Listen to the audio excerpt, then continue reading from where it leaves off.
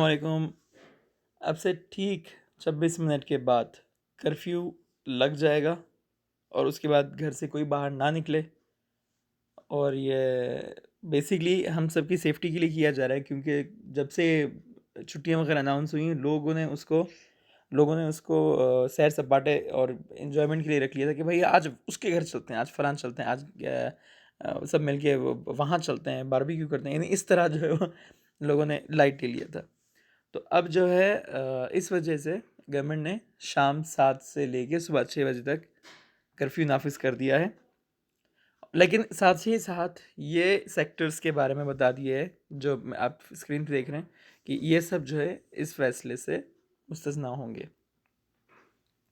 और ये सेक्टर में हम लोगों के लिए, जो आम लोगों के लिए मैं बता दूं, जो नॉर्मल जो शॉप्स होती हैं, वेजिटेबल की, मुर्गी की, गोश्त की, बकाले, सुपरमार्केट, इन पे कोई असर नहीं पड़ेगा। लेकिन यहाँ पे भी हम ऐसे नहीं जाएंगे कि मतलब ऐसे बाहर ऐसे घूम रहे हैं, वो उसमें हमें रीज़न बताने पड़ेंगे। वरना अगर आप ये बोले कि नहीं वैसे ही मैं निकला था अभी रोटी लेने के लिए, या इस तरह उस पर रोक सकते हैं। तो इस चीज़ का थोड़ा आप ख्याल रखना चाहिए। और दूसरा, होटल अपार्टमेंट और होटल्स, फर्निचर अपार्टमेंट जो होते हैं ये खुले रहेंगे। उसके अलावा कुछ जो सेक्टर्स हैं, जो वर्क सेक्टर्स हैं, वो नीचे हैं, जैसे insurance, health care, gas station और ट्रांसपोर्ट की जो चीज़ें हैं वो खुली रहेंगी।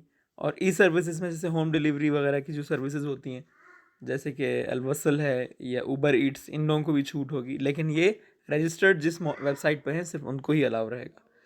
तो बहरहाल, स्टे सेफ एवरीवन, सब घर पे सेफ रहें और कानून की ये पासदारी करें।